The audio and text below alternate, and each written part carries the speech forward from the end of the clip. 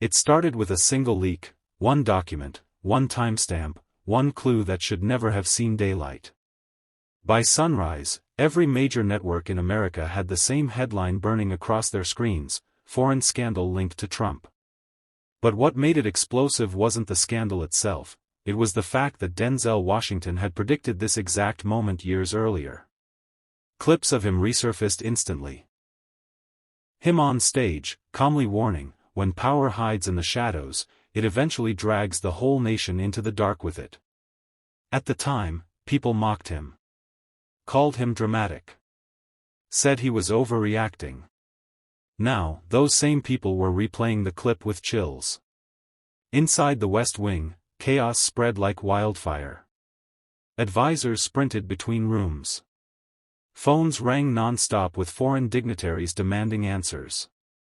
Trump paced behind his desk, face crimson, shouting, "How is this getting out? Who's behind this?" But there was no single enemy. The story had taken on a life of its own. 3 countries were now tied to the scandal. Each leak worse than the last. Payments, promises, secret meetings, pieces of a puzzle forming a picture everyone feared but never dared to say aloud. Except Denzel. Online, his name trended above the scandal itself. Hashtags exploded. Hashtag Denzel warned us. Hashtag he was right. Americans weren't just shocked. They were betrayed. And somewhere in Los Angeles, Denzel sat quietly in his dressing room, watching the news unfold with the expression of a man who didn't want to be right, but couldn't pretend he was wrong. This wasn't the beginning of a scandal. It was the unraveling of a global web, one thread pulled loose, and the rest falling apart in real time. And Trump knew. If the next leak dropped, everything he'd tried to hide overseas would come crashing home. The second leak didn't just deepen the crisis. It detonated it. At exactly 9:14 a.m., every major newspaper received an encrypted file titled Project Hawk, Confidential. No one knew who sent it. No one could trace the origin. But every editor who opened it had the same reaction. They froze. Inside were diplomatic cables showing Trump had pressured a foreign leader, one infamous for brutal crackdowns, to quietly supply surveillance tech to track political rivals at home. The documents were stamped with signatures, dates, even internal memos. By noon, the story exploded across every platform.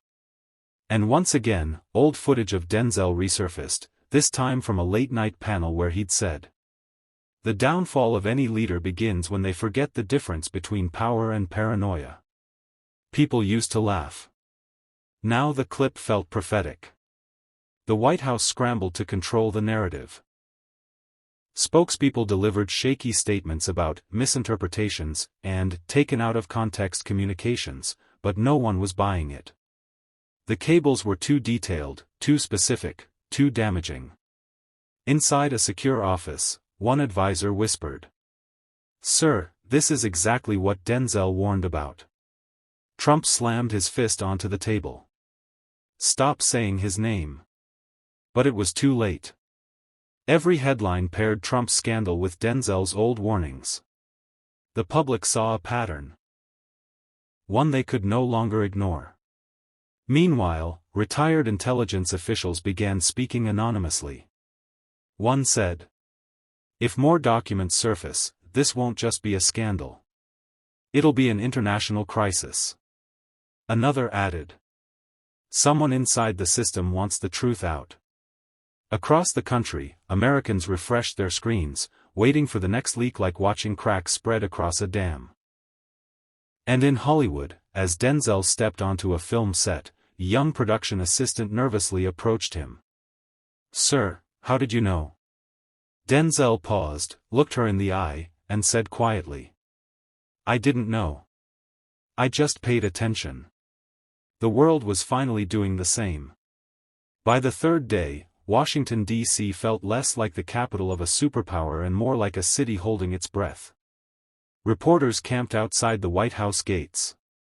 Helicopters hovered constantly. Every hour brought a new rumor, a new leak, a new fracture in the narrative the administration was desperately trying to protect. Then, just after sunset, the third leak hit. Not documents this time. Not emails. A video. A grainy clip recorded in a foreign embassy, Trump speaking privately with an overseas minister. His voice was unmistakable. His tone, transactional. The camera caught one chilling sentence. "As long as you deliver what we discussed, I'll make sure the press never finds out." The clip spread like a shockwave. Cable news replayed it on loop. Social media erupted. Foreign leaders issued tight-lipped statements. But the real explosion came when someone paired the leaked video with a quote from Denzel's commencement speech years earlier. "The truth isn't buried. It's waiting. And when it rises like a storm." The clip went viral, tens of millions of views in an hour.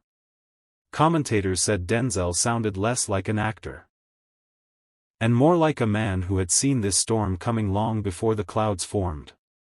Inside the West Wing, panic turned into open conflict. Staff screamed behind closed doors. Advisors accused each other of leaking.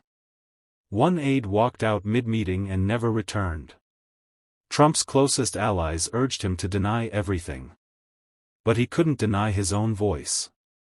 And that's when something unexpected happened. A senior official, anonymous at first, released a statement to the press. "If the president continues to lie about foreign involvement, more recordings will surface. We will not go down with him." That changed everything. This wasn't an attack from the outside. This was a revolt from within. As the nation watched the chaos unfold, Denzel appeared briefly on a live stream promoting his new film. Despite everything happening, he spoke calmly. Truth doesn't need to shout. It just needs time. The comment was clipped, tweeted, reposted, and instantly interpreted as a direct response to the scandal. Whether he meant it that way or not, the world connected the dots. The unraveling had begun, and nothing could stop it now. By the fourth leak, the scandal wasn't just news anymore, it was a wildfire consuming everything in its path. Foreign allies demanded emergency calls. Markets dipped. Congressional leaders held midnight meetings behind locked doors. And everywhere, the same question echoed. How much worse can this get? The answer arrived before dawn. A set of internal memos surfaced, written by Trump's own national security staff. The memos detailed how several advisors had warned him not to engage with the foreign contacts involved in the growing scandal. They predicted the exact consequences now unfolding. One memo ended with a haunting line. "If this continues, the damage will be irreversible." Paired side by side with Denzel's old interview, where he said, "The downfall of a leader is never sudden. It's a staircase built one ignored warning at a time." The internet erupted. People didn't think he was dramatic anymore. They thought he was prophetic. In the White House, the atmosphere was suffocating. Staff avoided eye contact. Security teams swept offices hourly. The Situation Room became a command center, not for foreign threats, but for political survival. Trump raged through meetings, accusing everyone of betrayal. "Find the leak," he shouted. "Find all of them." But the truth was already bigger than any one person. This wasn't a single leak. This was an internal collapse. Meanwhile, Denzel's words continued spreading like a second scandal, not destructive, but clarifying. Commentators said he had become the unofficial narrator of the crisis, someone whose past statements suddenly defined the present. Protesters gathered outside the White House holding signs that read, "Denzel warned you. Truth always leaks." And somewhere across the city, a journalist received an anonymous message. "The final leak will expose everything. Wait for 7:30 p.m. Attached was a single file name. The agreement. Whatever it was, it promised to be bigger than documents, bigger than recordings. Big enough to threaten the foundation beneath the entire presidency. And for the first time since the scandal began, even Trump seemed afraid of what might surface next. At exactly 7:30 p.m. The fifth leak hit the internet like a lightning strike. Not through a journalist, not through a news network, but through a public server that thousands accessed at once. No encryption, no password, no delay. The file labeled "The Agreement" finally opened. Inside was a single scanned page, a drafted, unsigned deal outlining a covert exchange between Trump's team and a foreign government. The terms were unmistakable. Mutual favors, silence in return for political support, and a line that made the nation freeze. Assistance provided will not be traceable to the president. Within minutes, every commentator in America said the same thing. This is the missing puzzle piece. And then Denzel's old clip resurfaced again, him on a red carpet, saying with a steady voice, "Corruption doesn't hide in darkness. It hides in plain sight, behind deals too dirty to speak aloud." People replayed it not for entertainment, but for clarity. Trump's inner circle scrambled. Advisors argued on camera.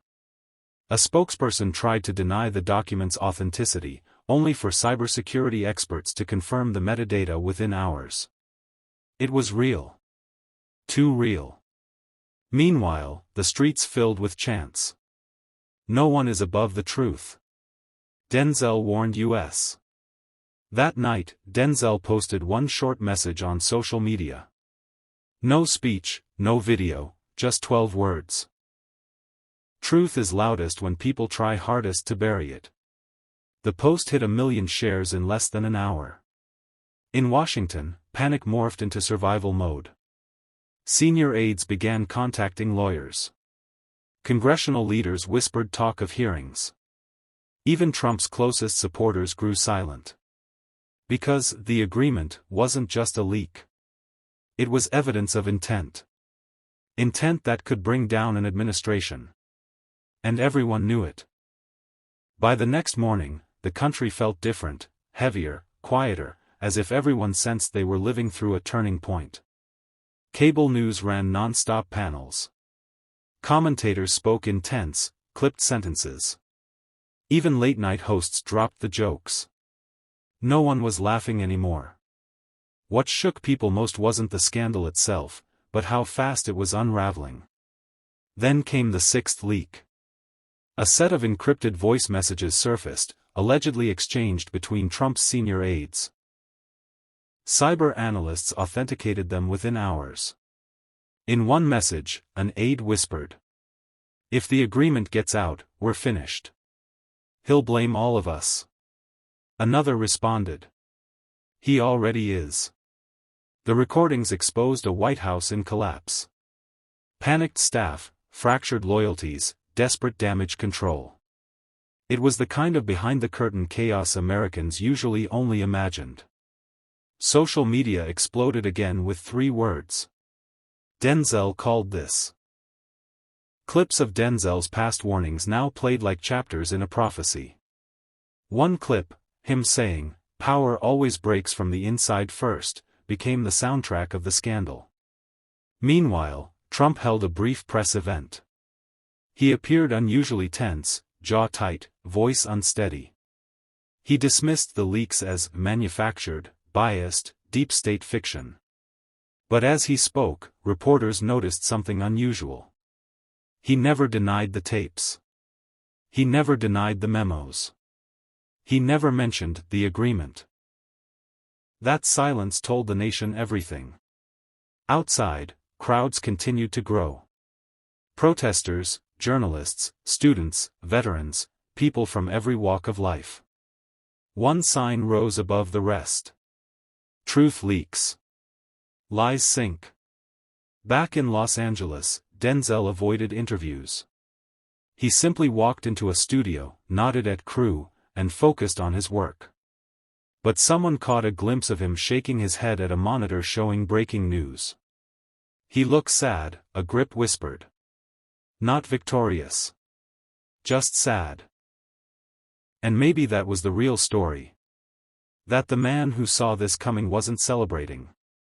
He was bracing for what came next. The seventh leak arrived with no warning and no build-up, just a sudden notification across major news apps. Foreign Minister confirms secret contacts with Trump's team. This time, the source wasn't anonymous. It wasn't a whistleblower. It wasn't a hidden recording. It was an international official stepping up to a podium overseas, stating plainly. Yes, we were contacted. Yes, discussions occurred. And yes, certain requests were made. The room erupted. Reporters shouted questions. Cameras flashed like lightning. But the minister remained calm, almost resigned, as if he knew the world was watching a truth too big to keep buried. Within minutes, the clip dominated the internet. And once again, Denzel's words resurfaced, this time from an old award speech where he said, "When truth crosses borders, nobody can cage it." The quote went viral all over again. Inside the White House, chaos shifted into desperation. Advisors debated strategies, but every option came too late. Even loyal senators began distancing themselves. One was overheard saying, "We can't defend something collapsing under its own weight." Trump fired back online, accusing foreign governments of interference, but the tone felt different now, shaky, cornered, almost pleading. The public sensed it. His supporters sensed it. Even his critics did. For the first time, the scandal no longer felt like a political storm. It felt historical. Meanwhile, in Hollywood, Denzel's team begged him to stay out of the spotlight, but the world didn't listen. Cameras followed him to his car. Fans shouted questions. One voice cut through the noise. "Denzel. Did you expect it to get this big?" He paused, hand on his car door, and answered softly. "Truth doesn't grow. It's always been this size. People just finally see it." The moment was clipped, posted, and viewed millions of times. Across America, the message felt less like commentary and more like clarity. The unraveling was no longer happening behind closed doors. It was happening out loud, in real time, with the entire world watching. And there were still leaks to come. By the eighth leak, even Trump's most loyal media allies struggled to hold the line. Evening broadcasts were packed with somber panelists who avoided eye contact each time the host asked, "Is this defendable anymore?"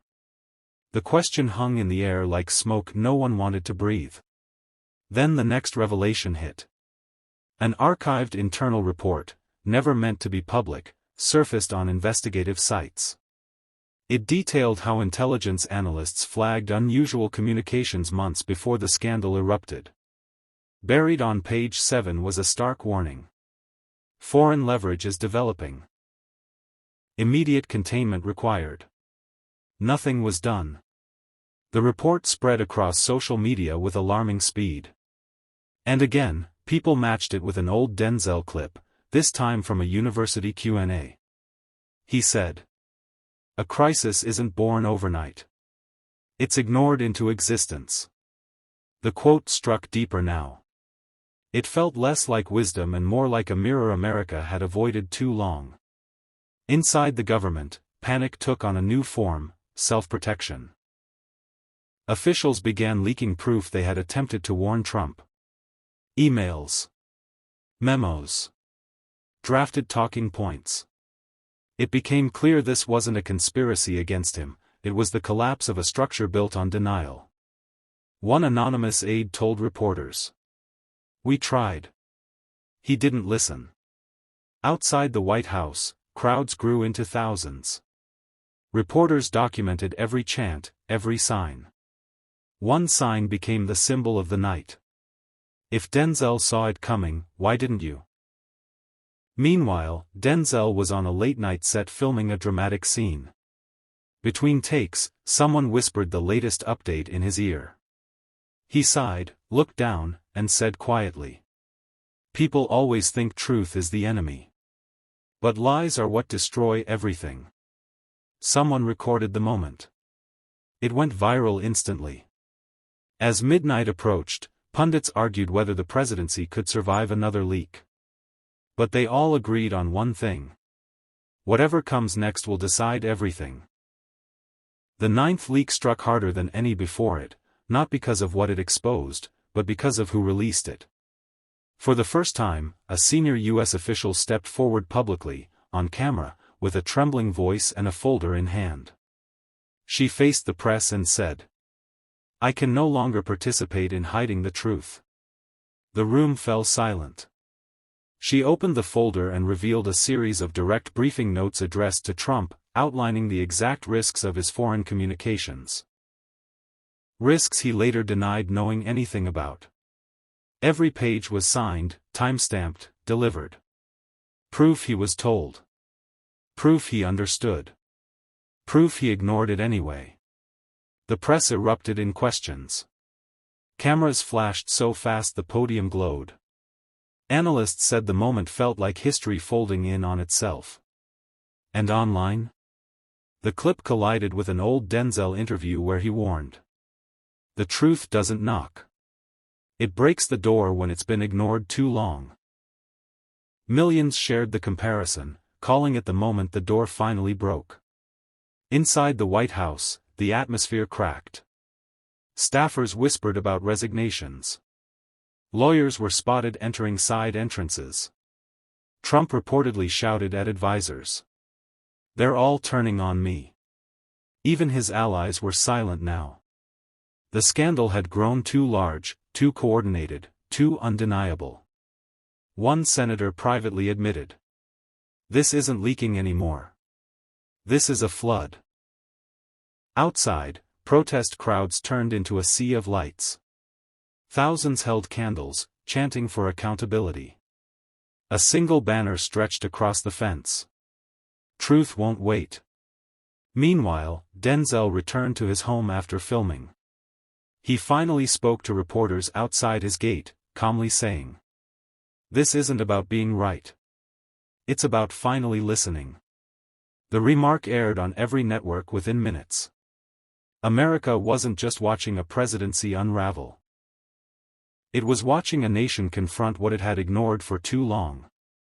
And one final leak was still coming. The 10th and final leak didn't arrive through reporters, officials, or secret servers.